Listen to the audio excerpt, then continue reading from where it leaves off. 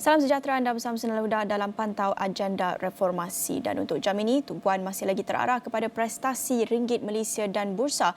Ini selepas ringgit mencatatkan penurunan hampir 6% pada separuh pertama 2023 sekaligus mendahului kejatuhan dalam kalangan mata wang negara Asia, manakala ekuiti negara ini dan Thailand adalah yang terburuk dalam pasaran campuran.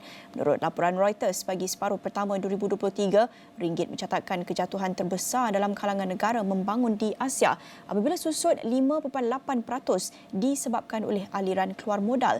Itu mengenai ringgit Malaysia. Dan di Bursa Malaysia pula, pelabur asing kekal sebagai penjual bersih untuk minggu ke-11 berturut-turut apabila mencatatkan aliran keluar bersih asing berjumlah 359.9 juta ringgit bagi minggu berakhir 30 Jun 2023. Menurut MIDF Research, pelabur asing menjadi penjual selama 20 daripada 26 minggu pada tahun ini dengan jumlah aliran keluar asing bersih berjumlah 4.19 bilion ringgit. Dalam laporan aliran dana mingguan yang dikeluarkan pada Isnin, 3 sektor teratas yang mencatat aliran masuk asing bersih ialah pembinaan 71.9 juta ringgit, hartanah 16.4 juta ringgit serta pengangkutan dan logistik 6.2 juta ringgit.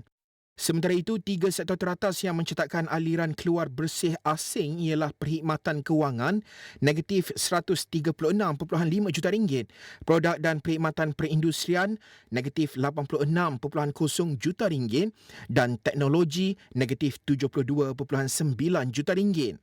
Di peringkat Asia, pelabur asing minggu lalu beralih menjadi penjual bersih saham-saham serantau menamatkan pembelian bersih selama 8 minggu berturut-turut.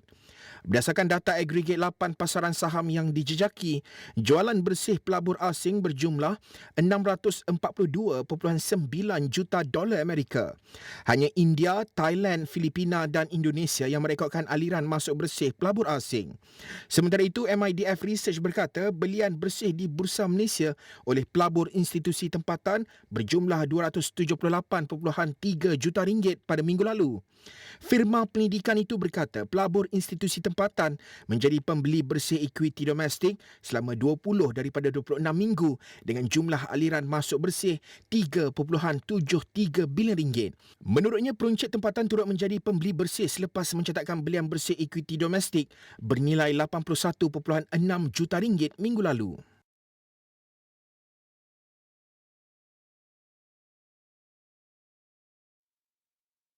Kami juga dapatkan pandangan Fellow Kehormat Akademi Profesor Malaysia dan Ahli Ekonomi Profesor Emeritus Dr. Jomo Kwame Sundaram, dan katanya masa depan Malaysia akan lebih cerah jika perhatian ditumpukan kepada situasi sebenar ekonomi negara dan tidak terlalu bergantung kepada faktor luaran, terutamanya dari Amerika Syarikat. Beliau berharap keutamaan dapat diberikan berkenaan nasib orang ramai ketika ini serta keperluan rakyat bergerak ke hadapan. Sebenarnya sudah agak lama Bank Pusat tidak hanya berpandu kepada dolar Amerika Syarikat. Masalahnya, orang ramai, terutama sekali kelas menengah kita di Malaysia ini, terlalu melihat kiblat mereka dari segi ekonomi adalah Amerika Syarikat dan pasaran-pasaran di Amerika Syarikat. Misalnya pasaran saham di Amerika Syarikat ataupun pasaran saham di tempat-tempat lain ataupun pasaran saham di Malaysia ini tidak semestinya satu petanda baik ekonomi dunia. Jadi kita dan ekonomi Malaysia, maka kita harus memberi lebih banyak perhatian kepada apa yang dikatakan ekonomi sebenar dan kurang memberi perhatian kepada indikator-indikator yang mungkin menguntungkan segelintir yang kecil.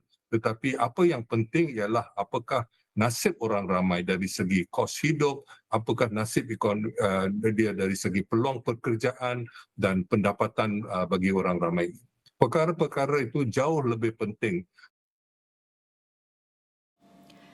Baik, untuk jam ini kami ingin memberi tumpuan kepada peranan kerajaan dan juga Bank Pusat dalam menangani prestasi ringgit dan juga Bursa Malaysia serta mengurus persepsi berhubung isu ini. Dan sudah bersedia untuk mengulas dengan lebih lanjut Profesor Madya Dr. Irwan Shah Zainal Abidin yang merupakan Profesor Madya Pusat Pengajian Ekonomi Kewangan dan Perbankan UUM. Terima kasih Prof sudi bersama kami dalam pantau agenda reformasi. Pertama sekali Prof, kita ingin fahami prestasi ringgit ketika ini. Kalau kita lihat pakar-pakar sebelum ini kata kelemahan pelemahan ringgit ini berpunca daripada tekanan yang berada di luar kawalan kerajaan ataupun bank pusat. Antaranya seperti yang kita dengarkan tadi, kadar faedah Federal Reserve di Amerika Syarikat dan juga pemulihan di China yang masih lagi perlahan. Pandangan Prof melihat kepada prestasi ringgit secara keseluruhannya? Saya bersetuju dengan pandangan tersebut, tapi dia bukanlah satu cerita yang sepenuhnya lah. Okey, itu cerita yang betul, tapi dia bagi saya tak habis lah. Sebab kita tengok ataupun apa yang saya lihat, faktor kejatuhan ataupun penurunan ataupun prestasi yang tidak memberangsangkan terhadap ringgit Malaysia ini, mata wang kita juga disebabkan oleh faktor domestik. Jadi ini yang perlu kita faham, kerana untuk menangani ataupun mengawal dari segi kejatuhan kejatuhan ringgit ini, kita juga perlu melihat bukan sahaja daripada faktor luaran tetapi juga faktor dalaman. Faktor dalaman ini juga ada pelbagai. Dia melibatkan faktor ekonomi dan juga faktor bukan ekonomi. Dalam konteks faktor ekonomi, saya melihat ada beberapa isu yang perlu diambil tindakan segera oleh kerajaan. Yang pertamanya, saya fikir dari segi bagaimana kerajaan perlu memastikan bahawa adanya satu naratif ekonomi yang jelas dan juga yang merangkumilah strategi dan juga perancangan hala tuju yang memberikan satu mesej yang jelas kepada pelabur. Ini penting. Contohnya, saya ambil contoh. Apabila kita bercakap soal banyak perubahan yang cuba dilakukan, misalnya kita nak memperkenalkan dari segi pengenalan kepada dasar gaji progresif. Okay. Ini satu perubahan yang agak baik, tetapi masalahnya kita belum melihat apakah dari segi perancangan ataupun penelitian yang akan ataupun kerangka lah bagaimana bentuk dasar gaji progresif ini akan dilaksanakan. Jadi ini masih tidak jelas. Itu juga dengan pelbagai dari segi perubahan yang cuba dilaksanakan. Contohnya dari segi subsidi bersasar. Dari segi perubahan, kita melihat daripada pengklasifikasian isi rumah, kita melihat kepada yang kita panggil pendapatan boleh belanja isi rumah. Begitu juga dari segi reformasi cukai lah yang cuba untuk diperkenalkan. Contohnya dalam Belanjawan 2023 ada disebut kajian berkenaan dengan CGT, Capital Gains Tax. Jadi masih tidak ada lagi kita tengok apakah update lah daripada semua ini. Jadi bagi saya ini semua memberikan kesan kepada dari segi penjatuhan ringgit itu jugalah, selain daripada faktor luaran yang disebutkan tadi.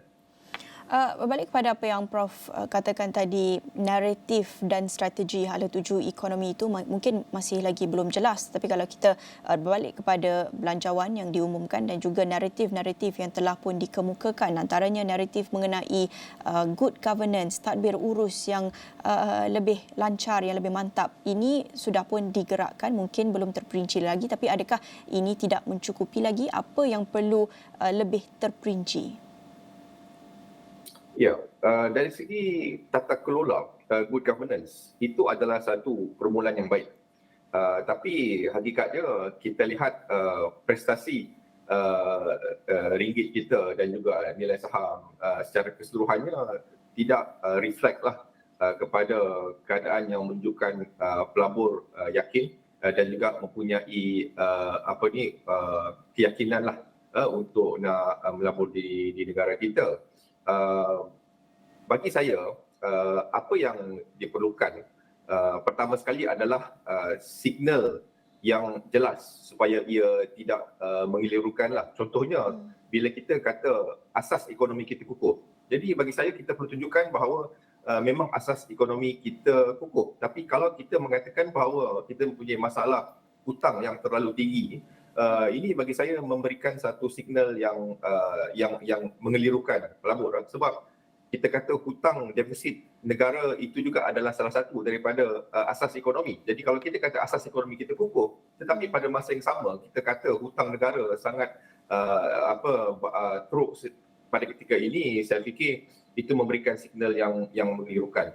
Yang keduanya, apa yang saya nak sebut adalah memang kerajaan ada memperkenalkan bukan saja dari segi isu governance tata kelola, tetapi juga dari segi cara kaedah untuk ataupun strategi lah untuk menangani kos sara hidup, dari segi contohnya penstrukturan harga dan sebagainya, inisiatif pendapatan rakyat. Tetapi apa yang penting itu adalah dari segi bagaimana usaha hala tuju yang kita nak lihat itu secara yang komprehensif.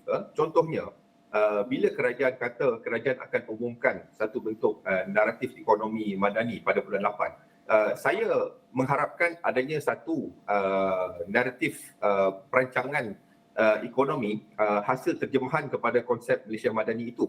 Kalau kita kata pada bulan Ogos ini, ia hanyalah satu bentuk, sebagai contoh, pengenalan kepada pelan induk perindustrian yang baharu misalnya, that is a given sebab kita sudah mempunyai pelan induk perindustrian ini sudah lama, sejak 1984-86 lagi. Begitu juga kalau kerajaan kata naratif ekonomi madani ini adalah dalam bentuk kajian separuh penggal rancangan Malaysia ke-12. That is a given. Memang kita akan melakukan kajian separuh penggal setiap rancangan Malaysia. Jadi saat itu saya katakan, Naila, perlunya ada satu naratif yang komprehensif yang berpaksikan kepada ataupun terjemahan kepada konsep Malaysia Madani itu sendiri untuk memberikan satu naratif yang menyeluruh supaya pelabur dan juga rakyat jelas dengan apakah hala tuju yang kita nak capai ini. Sebagai contoh satu lagi, kalau saya boleh katakan,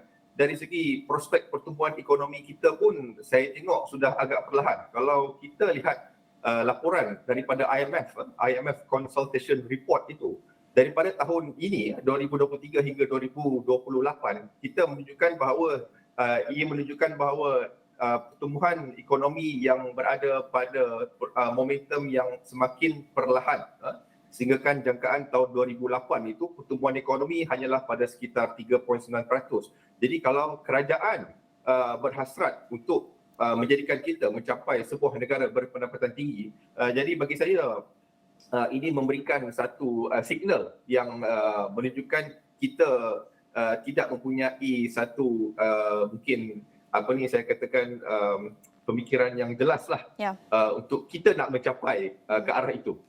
Prof bercakap tentang hala tuju, 6 bulan sudah pun berlalu, kita lihat prestasi ringgit untuk separuh pertama 2023 ini catatkan penurunan hampir 6% antara kejatuhan terbesar dalam kalangan negara membangun di Asia. Untuk 6 bulan akan datang untuk 2023 ini, apa yang sepatutnya menjadi keutamaan kerajaan dalam hal ini, Prof? Pertama sekali, kerajaan bagi saya tak perlulah terlalu obses dengan mengurangkan hutang dan juga defisit negara, kerana kalau kita terlalu obses dengan mengurangkan hutang, ini juga memberikan kesan dari segi bagaimana keyakinan pelabur dari segi naratif ataupun perancangan ekonomi yang akan dilakukan. Sebab segala bentuk perbelanjaan ataupun kita kata nak menyelesaikan terutamanya apa yang disebut oleh Profesor Jomo sebentar tadi, isu berkenaan dengan ekonomi rakyat itu, ini memerlukan perbelanjaan kerajaan. Jadi jika kerajaan cuba untuk nak mengurangkan hutang, defisit, ini jelas akan mengakibatkan pengurangan perbelanjaan dan ini akan menjangkakan bahawa perbelanjaan untuk nak mengatasi isu-isu rakyat, terutamanya isu kos sara hidup dan pendapatan rakyat ini, mungkin dalam impak yang agak minimum. Jadi ini yang saya fikir perlu ditunjukkan menuju ke hadapan. Kalau kerajaan mempunyai perancangan yang baik, sistematik dan juga mempunyai meningkatkan perbelanjaan untuk meningkatkan kapasiti negara, saya yakin bahawa nilai ringgit kita tidak akan mencapai sehingga RM5 berbanding US dollar lah hujung bulan ini. Tetapi dengan syarat kita perlu ada satu perancangan menyeluruh yang jelas, yang mana menunjukkan di mana sebenarnya yang penting itu bukannya nilai hutang, yang penting itu apa sebenarnya yang kita nak gunakan, di mana hutang itu akan dibelanjakan dalam masa beberapa tahun yang mendatang, dengan adanya perancangan ekonomi yang naratif ekonomi yang jelas dalam 6 bulan mendatang ini. Jadi kalau itu berlaku, saya yakin ringgit kita akan stabil. Begitu juga dengan prestasi Bursa Malaysia.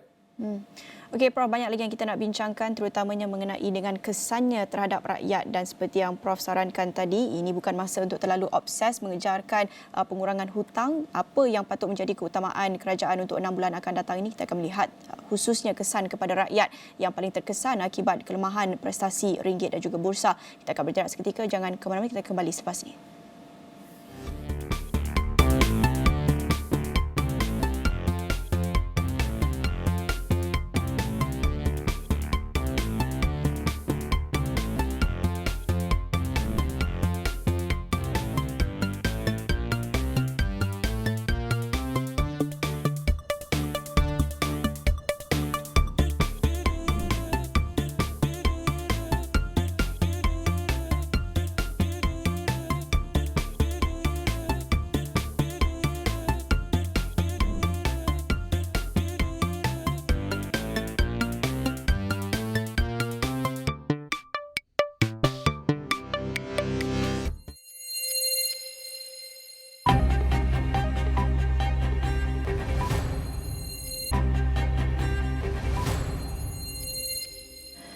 Bertemu kembali dalam pantau agenda reformasi dan masih lagi bersama saya ketika ini Profesor Madya Dr. Irwan Shah Zainal Abidin, Profesor Madya di Pusat Pengajian Ekonomi Kewangan dan Perbankan UUM. Sebentar tadi Prof, kita bercakap tentang peranan kerajaan, apa yang patut diutamakan kerajaan untuk 6 bulan akan datang, dan pandangan Prof, apa yang Prof sarankan adalah supaya tidak terlalu fokus kepada isu hutang, dan kita juga dengarkan saranan daripada Prof Jomo supaya tumpuan diberikan kepada rakyat yang paling terkesan. Prof melihat apa impak segera yang bakal dirasai rakyat terutamanya berkait dengan import inflation, makanan import yang makin mahal selepas kita melihat kelemahan ringgit ketika ini? Ya, ini sebenarnya akan memberi kesan dari segi kuasa beli mereka. Yang ini saya fikir memang sudah pun berpanjanganlah isu ini ya. Dan saya juga melihat pada satu masa pun pihak Bank Negara juga telah pun melaksanakan apa yang sepatutnya. Begitu juga dengan pihak kerajaan di peringkat Kementerian Kewangan dari segi pelaksanaan dasar fiskal. Jadi sebenarnya dalam konteks ini jelas bahawa dari segi ekonomi rakyat itu isu dia pada ketika ini adalah mungkin bagi saya yang ketara adalah dari segi macam saya sebutkan tadi itu, apabila kerajaan sudah mula melakukan perubahan, contohnya dari segi rasionalisasi subsidi, saya fikir ini akan lebih memberikan impak lah dengan kejatuhan ringgit ini. Dia lebih memberikan kesan kepada, sebagai contoh, mereka yang berada pada T20, walaupun saya tahu kerajaan akan beralih dan mungkin tidak lagi melihat kepada T20, M40, B40. Tetapi beberapa perkara ataupun perancangan yang dibuat pada ketika ini sudah pun memberi kesan, beberapa kesan. Contohnya kalau dilihat dari segi penarikan tarif elektrik, dari segi mungkin pemberian pembiayaan pendidikan yang mungkin tidak diberikan diberikan sepenuhnya kepada golongan T20. Ini memberi kesan kepada mereka sebab pemahaman kita ni mungkin ada kesilapan dekat sinilah, sebab bila kita kaitkan B40 dengan golongan miskin, jadi kita kata T20 ni pula golongan kaya.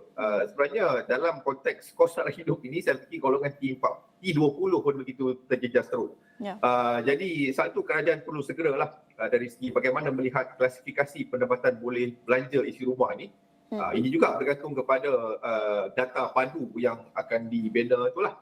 Jadi dengan penerusan kejatuhan ringgit ini, Naila, memang sebenarnya kuasa beli pengguna itu akan berterusan terjejaslah, dan sekali lagi dari segi kualiti hidup mereka, dari segi well-being, kesejahteraan kehidupan mereka akan terjejas, dan kita tahu ini akan memberikan pelbagai lagi isu-isu dari segi sosial, masalah sosial dan juga masalah-masalah yang terkait dengan isu bukan ekonomi seperti isu mental dan sebagainya lah yang perlu ditangani segera oleh kerajaan. Ya, sebentar tadi Prof ada bercakap tentang naratif dan strategi hala tuju ekonomi dan kita tadi juga menyentuh mengenai dengan kesan yang bakal dirasai rakyat ataupun sudah pun dirasai rakyat, tidak kisah B40, M40 ataupun T20. Tentunya setiap golongan ini ada saja yang terkesan daripada kelemahan prestasi ringgit. Tetapi bercakap tentang prestasi, kita juga ingin menyentuh tentang persepsi. Selain daripada persepsi pelabur, kita juga perlu mengambil kira persepsi rakyat tentunya menuju ke pilihan raya negeri. PRN ini dilihat sebagai satu ujian ataupun litmus test pertama bagi kerajaan Madani ini. Pandangan Prof, sejauh mana prestasi ringgit, isu ini akan menjadi mungkin faktor yang mempengaruhi pengundi ataupun persepsi rakyat, terutamanya rakyat yang terkesan akibat isu ini menuju ke PRN? Saya yakin ia akan menjadi isu utama sebab bagi saya kalau kita lihat beberapa even kalau kita tengok pilihan raya umum yang lepas, isu utamanya adalah isu kos sara hidup. Kalau kita lihat pun PRU 15 yang lepas, isu utama adalah isu kos sara hidup. Jadi saya melihat juga membawa kepada PRN ini, isu kos sara hidup akan menjadi isu utama yang akan dimainkan, sama ada ini realiti ataupun persepsi, tetapi saya juga berpendapat salah satu faktor bukan ekonomi yang juga menyebabkan kejatuhan ringgit juga akibat daripada pilihan raya negeri ini. Jadi saya yakin isu kos sara hidup ini memang akan menjadi isu utamalah yang akan dibawa oleh kedua-dua pihak kerajaan dan juga pihak pembangkang. Ya, Prof, dalam masa yang sama, dalam setiap krisis tentunya ada juga ruang untuk peluang. Kalau kita melihat dalam isu atau dalam hal ini, tadi kita menyentuh tentang kesan terhadap rakyat, tetapi mungkin ada pihak yang mencari peluang yang mendapat manfaat daripada isu ini, daripada kelemahan ringgit dan juga kelemahan bursa dan sebagainya. Mungkin kita melihat kepada pengeksport, ada pihak yang mungkin mendapat untung atau manfaat daripada hal ini?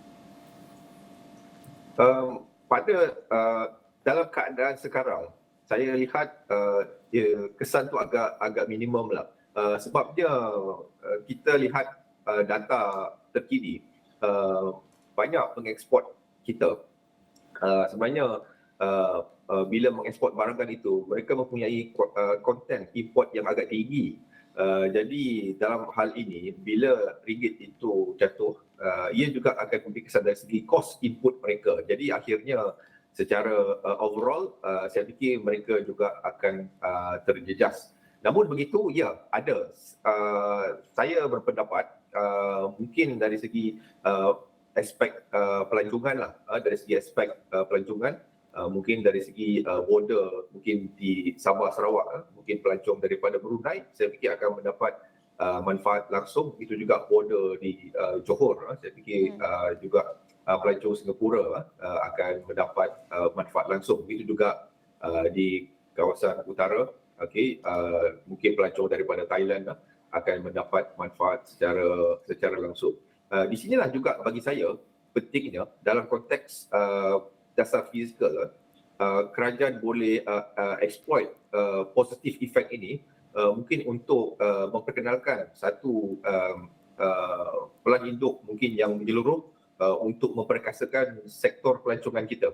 Kerana sektor pelancongan ini saya lihat akan memberikan kesan yang langsung untuk kita nak mengukuhkan nilai ringgit kita, walaupun mungkin tidak secara yang signifikan, tetapi sedikit sebanyak dia boleh mengukuhkan ringgit kita secara langsung dengan adanya strategi yang lebih tuntas untuk kita nak exploit dari segi positive effect kejatuhan ringgit ini daripada terutamanya aspek pelancongan yang saya sebutkan tadi. Prof, kita berbaki 1-2 minit saja lagi, tetapi kita bercakap tentang hala tuju apa yang kita boleh jangkakan selepas ini. Unjuran Prof sendiri, sekiranya kerajaan mungkin tidak mengambil tindakan yang begitu drastik, sekiranya situasi ini berterusan seperti biasa, business as usual orang kata, unjuran Prof prestasi ringgit untuk bulan-bulan akan datang bagaimana? Jika tidak ada perkara substantif yang dibuat, saya melihat dan saya bersetuju dengan laporan penyelidikan yang diterbitkan bahawa saya tidak terkejut jika jika pada hujung tahun ringgit akan mencecah 5 ringgit berbanding US dollar jika tidak ada perkara-perkara ataupun usaha yang substantif yang akan dilaksanakan oleh kerajaan, baik di pihak Bank Negara Malaysia, dasar monetary, dan juga di pihak MOF dari segi dasar fizikal.